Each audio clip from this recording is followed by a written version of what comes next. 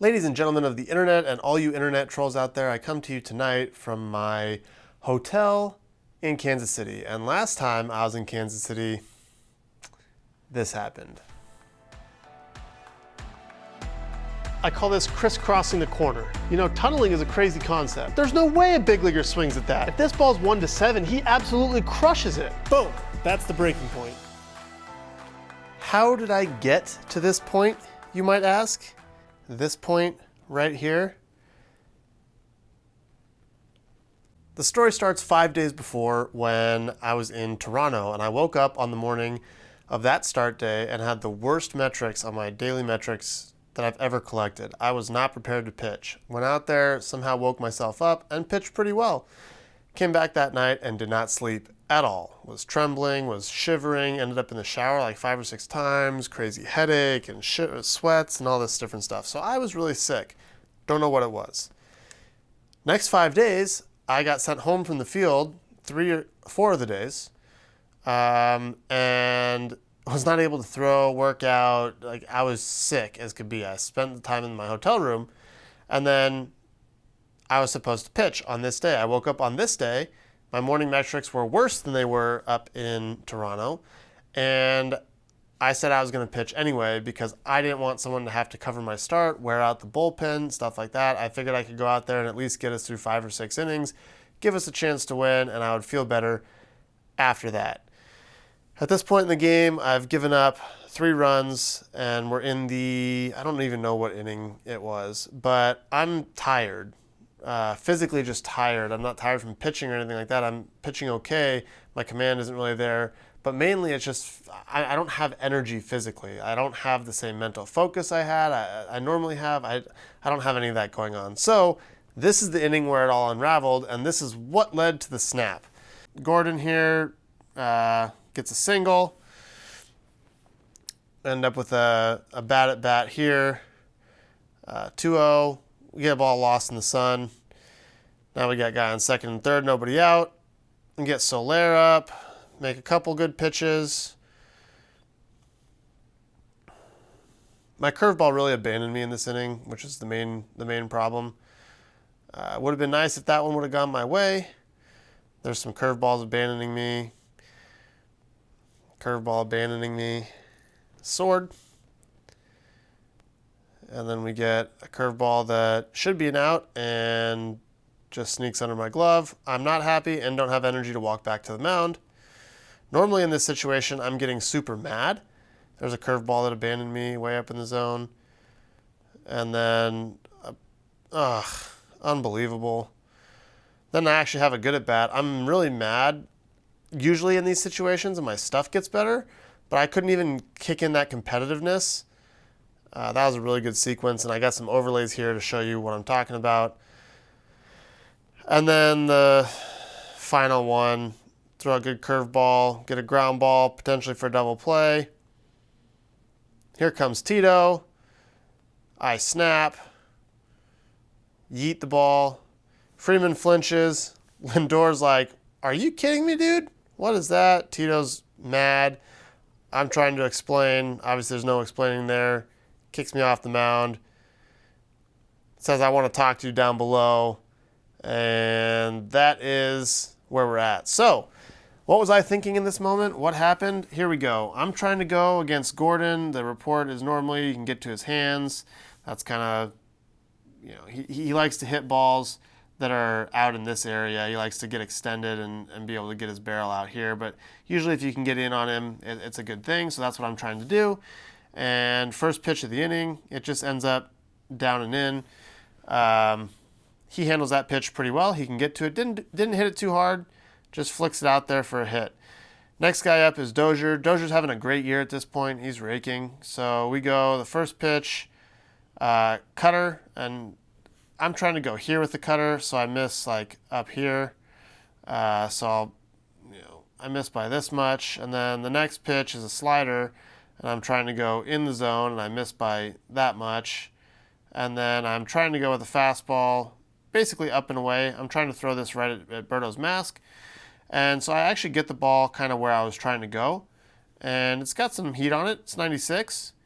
And we get a pop-up. Now, when most people saw the throw, or when I threw it, the first thing that I thought was Oscar Mercado is going to be upset because I'm showing him up because this play here. So he loses in the sun, ball bounces over the fence, end up at second and third. That's not what happened. So I want to make sure and make that very clear to Oscar. I made it clear to Oscar immediately after the inning when he came in, but I got to make it clear to everybody else. I was not mad at Oscar for losing this ball. I've shagged BP in Kansas City at like 3 o'clock, 4 o'clock in the afternoon, and the sun is directly behind the plate. It is almost impossible to see. Like, if a ball gets lost in the sun, it never comes out. You can never see it. I've been there. It's happened to me out in BP.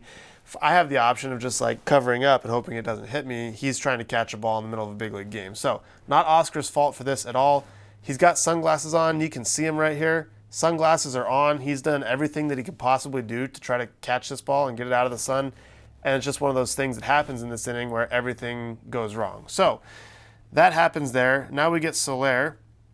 Throw him a slider, swings through it. If you look at his swing on this slider, he's looking. I think he hit a homer on a fastball earlier in this game. So you can see the hip goes this way and the shoulder goes this way because he identifies this as a fastball up in here. So you play this forward a little bit. You can see the hip and the shoulder flailing out, and then we end up missing the ball. He's out in front of it and just completely misses it. But he's looking to be aggressive. So I read this and I say, okay, you hit a fastball last time. I'm not going to throw you a fastball. I got 0-1 here on a slider, and so I'm going all breaking balls. That's my read. So I throw a good breaking ball there. I get a little bit of a flinch. We see the hip go a little bit there, not as much. The shoulder goes a little bit, and he lays off. Discipline. One of the things that I've noticed with him as he came over from the Cubs to the Royals is that his plate discipline got a lot better. I don't know what happened, if it's something that he just was in the league long enough that he could learn it, or if someone talked to him or whatever, but he used to swing in a lot of this stuff. He was a very free swinger. Now he actually puts together very good at bats now. I've been impressed the last couple years watching him at the plate, and obviously last year had a huge year. So he lays off this pitch away. We go back. This is a really good one. My slider moves enough that this looks like a fastball, kind of like in this area out here. So understandably, we get this trigger. We see the hip and the shoulder go, and they're kind of flying out as this ball is breaking away from him. So if he swings at this ball, like this is a swing and miss or like a very weak ground ball, and he does a good job to hold up. But you can see, looking at his feet, if you watch his feet here, he's a little bit off balance. He's trying to he's on his toes. He's kind of like tapping his feet here. He's trying to catch his balance. So he was going this way, his upper body started going this way as the pitch was moving this way, and he's a little bit off balance. So he drank this in. He's looking to hit something kind of hard out over here is kind of what I'm reading out of this. Again, triggering on fastball, and so I say I'm going to stick with breaking ball. Here we go with a curveball, just trying to land this over here, somewhere in that zone, and miss by a ton. Story of this inning, just missing with curveballs. So now we're 3-1. I don't give in. I give him a slider that if he swings at this pitch, he probably crushes it, but you have to understand this slider is starting somewhere in here. If it's a fastball, it looks like a fastball is going to be way in, so you can see him kind of like, he starts and he's like, ooh, what is that? And he chooses to lay off. And then, again, we're trying to go slider out in this area. Let's go back a little bit. Trying to go slider out away and just miss by a ton. Now, the way this inning's going, like on another inning, I may get this pitch. Umpire is over Berto's inside shoulder, so he's got a direct view of this ball coming in right over the corner. And technically, it looks like this ball catches part of the plate. So potentially with a robo umpire, this is a strike. Sometimes you get this call. Most often you're going to get the call if the catcher's body is over here and he's framing it and working it back towards the middle of the plate, like you're trying to go in there. You'd get that. Very rarely are you getting it when the catcher is looking for something out here, has to shift his whole body over to here, or try to, and then get the glove on the outside of it. It just doesn't happen. There's not enough time for it to happen. So could have gotten this call. Berto tries. Could have gotten that call, but didn't. Don't think I deserved that call, but in another inning when everything's going my way, maybe I get that call and get an out. So go to the next guy. We got O'Hearn here, and in this situation, my curveball is my best pitch, and I know my matchup against him is curveball dominant, so I'm going to go with curveball. So we miss with the curveball. We get the curveball in the zone, fouls it off, missed badly with the curveball. Now I'm like, I need to throw a strike. I haven't thrown a fastball in I don't know how long. It's been, let's see, 6 pitches to Soler and now 3 to O'Hearn. So it's been 9 pitches. So I let this one rip. Again, just trying to get something kind of in this portion of the zone. We get it inside, and we take this really bad, like late check swing on it. And I should have looked at that and said, okay, the right pitch here is another fastball in this area. We're 2-2 now. He just took that swing. I need to expose that. He's clearly looking slow, and he got absolutely surprised and gassed by that fastball. I need to go back to that. But I'm not there mentally during this inning. I don't have the same focus that I had because of the whole thing leading up to it. I had been sick and all this different stuff, so I don't recognize that. So I'm like, oh, I got away with a fastball. That's how I'm reading it in my head. I got away with that fastball. Now I can go back to my breaking ball. Not the right decision. We go back to the breaking ball. It's away. We see the swing that we get. It's not very good. There's this butts going this way. Torso rounds a little bit. Starts moving this way. We get the arms to extend over here and reach, and the bat wraps around. And just trying to fight this off. And we get, I guess, what we're looking for, which is a very weak, ideally there I get a strikeout. But we get this play in here, and I'm just thinking, okay, this is a nice easy glove flip. I'm going to come here, just flip it to Berto. I get that there. Berto gets the ball. We're not going to turn 2, but at least we're going to get 1 out, right? Wrong. The ball didn't bounce up. It's rolling to me. I go to scoop it off the ground, and it hits the tip of my glove and just stays on the ground. There's the glove flipping motion. If you look right here, you can see there's the flip, like, okay, gonna flip it to Berto. We practice this all the time during PFP, and the ball just didn't stick in my glove. So I realized that, and then I'm just like, okay, 1, I'm upset because I just made an error and gave up a run. 2, I'm upset because I had to run all the way in there. 3, I'm just exhausted, and like this inning is just an inning from hell, and I'm just wearing all that right there. So then we get Cuthbert, and I'm like, okay, I know I can strike this guy out. I match up pretty well against him. He puts up good at-bats against me, but I have decent success against him. Like, I feel confident enough. Like, I know how I'm going to try to attack him. So I'm like, I got to get a strikeout here to get an out so that a double play gets me out of this. So we start this one off, slider away. We get some buy-in. You can look at his body. There's a trigger, and then he holds up. And this pitch is, pretty far away from the zone. So I think he's looking kind of hard out here. That's my read. Okay, so that happens. Next pitch is a fastball trying to go away. Figure if he laid off this one in the game, I'm thinking he lays off this pitch. I know he's a free swinger, so he's probably looking slow off me. I've been throwing a lot of slow this inning, so I'll try a fastball. So I'm trying to get out here with the fastball, and it leaks back to the middle. He takes a really good swing at it, gets the barrel to it, almost full extension, and just misses this pitch. And he has this kind of look like he finishes and he's like, I was on that. Okay, so then we come back here with a curveball. Again, curveball just letting me down, trying to land this down over here, and it ends up at the top of the zone. Surprisingly enough, for those people who think that I hung that, those pitches, the curveballs on the top shelf, don't get hit very often. But if you look at his swing, like there's very little hesitation. He's down, he sinks into his legs a little bit, he recognizes curveball, and he gets the barrel to it in a pretty good position and just misses it. And he knows he missed it. You can watch his reaction. He's like, he's frustrated. He's kind of flicking the bat around. He knows he missed his pitch. So now he missed this fastball and he missed the curve. Let's see if I can go with a different color so you can see what I'm talking about. He misses this fastball and then he misses a curveball in the same spot. So I'm thinking, okay, I'll throw a slider right off that fastball. He's going to swing and miss. I'll get this slider out here. I got my strikeout. What do? I execute it. I get the slider exactly where I want it, starting in this location, starting like a fastball that's there, working its way off the plate. I get the exact swing that I want. We get trigger, we get reach. You can see this is happening. Rounding here, arms fully extended. This is exactly what what I'm looking for. This is what I want to get. But he doesn't miss it. He caps it.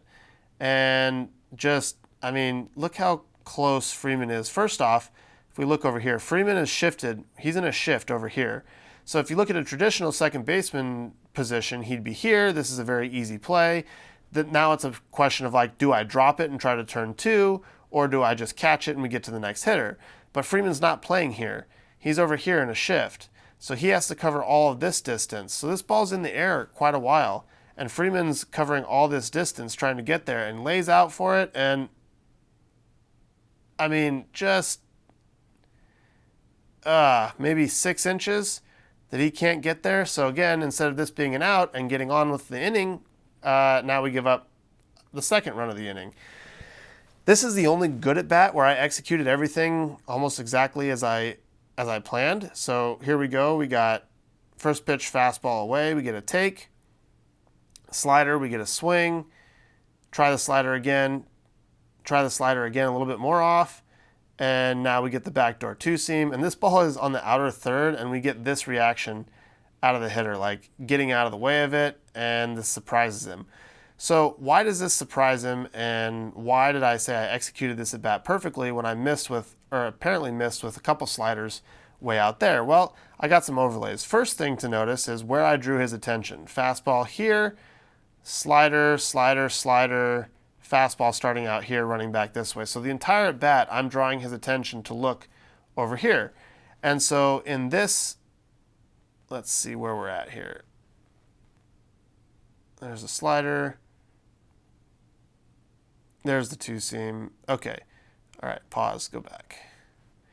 So this is the first pitch, the 97. And you can see that. There's the 97 and the 96. But the key point to look at here is when his foot lands, if you look at his back foot's very clear. These are two videos overlaid on top of each other. The back foot is in the exact same place. But if you look at the front leg, you have this outline of the front leg, and you have this outline of the front leg. You look at the elbow, you have this elbow, and you have that elbow. Now both this elbow and this leg are the first pitch of the at-bat when he took.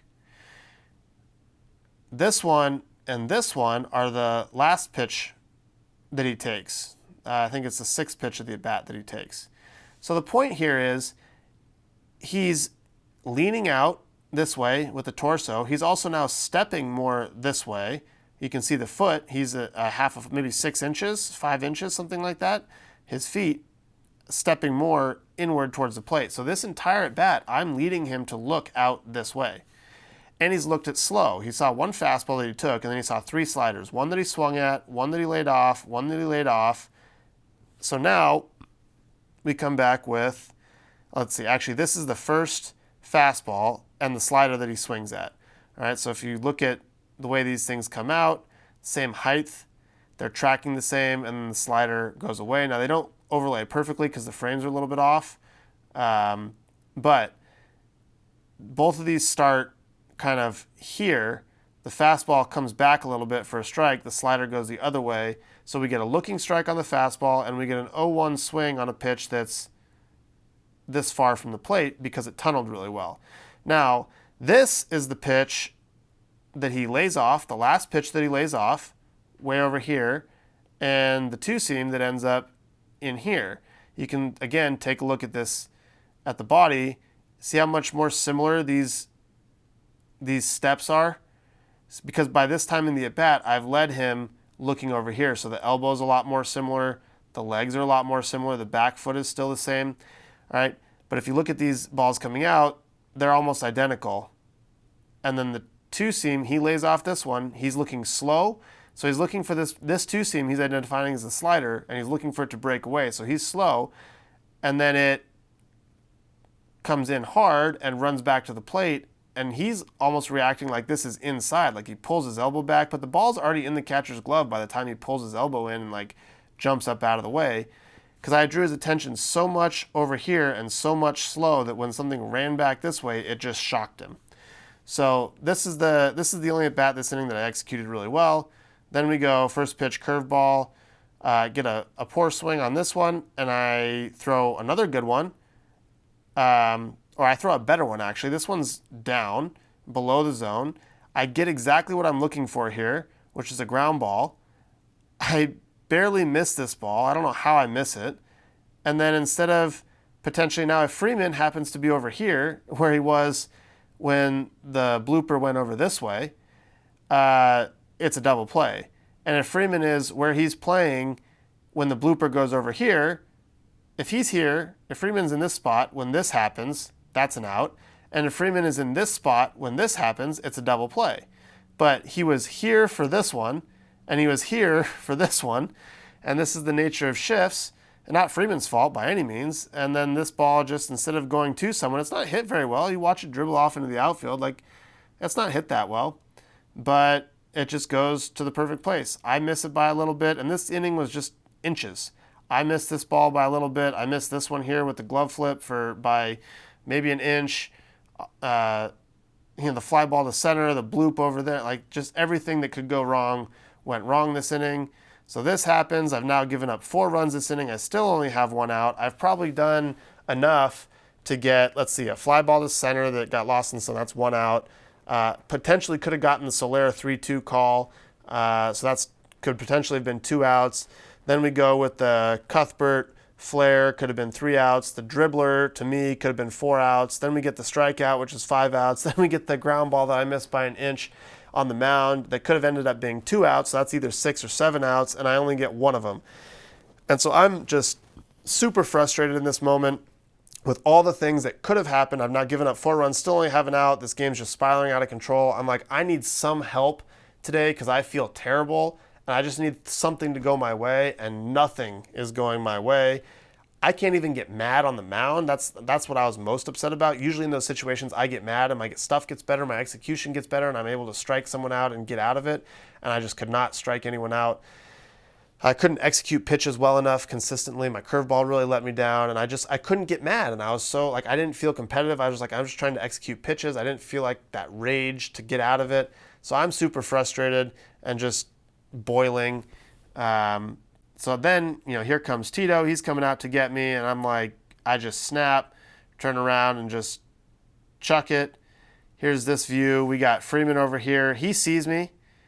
He's standing there with his hands on his hips. He sees me turn, and he's like, oh, shoot, get out of the way. Lindor's looking like, what the heck's going on? This guy looking, what's the heck's going on? Launch this ball. Oscar's got his back turned to me because he sees Tito coming out, so he's like, shoot, I'm going to look up at the scoreboard, see what happened, whatever the case is. So this happens. Freeman immediately, he looks here. Lindor looks up there. Let's see here. We get this guy. I think that's Cuthbert. He looks up there. Oscar has no idea what's going on. And then Lindor is looking at me like, are you kidding me, dude? Did you really just do that? And he's got this little head tilt just staring me down like, where's this ball going to land? About this time, Oscar's probably seeing this ball land. He's like, what the heck's going on?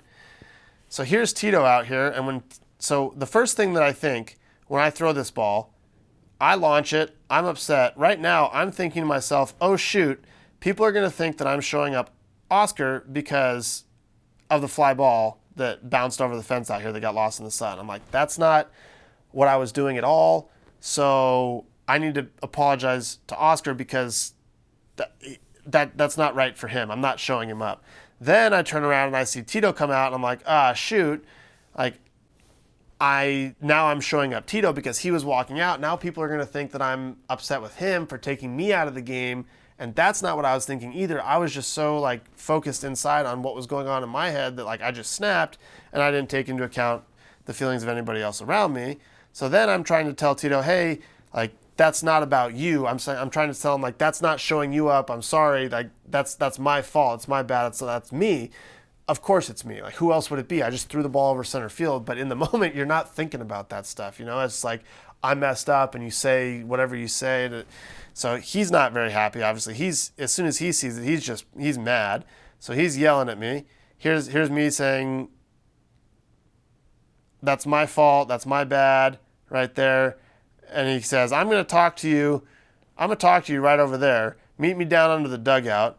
Berto's like, Oh gosh, this is bad. So I walk off. I'm trying to pat Tito on the chest, like, hey, like I didn't mean that towards you. I just don't know how to express that in the moment. So then I'm walking off. I'm dejected. Here's another angle. Tito's walking out. I was like, what the F is wrong with you? Just staring at me. I don't even have a ball to give him. So normally the manager would have his hand out and I would place the ball right in his hand. And then he'd give me like a pat on the back as I walked away, like, hey, didn't work out, whatever. Instead of having a ball, since I just threw it over center field, now Oscar has now seen the ball land. And he's looking in here like, what the hell is going on? Because he doesn't know what's going on. Tito's like, what the hell are you doing? Here I am. I'm like, that's on me. That's my bad. I'm not trying to show you up. I'm trying to, sorry, Tito, I didn't mean this.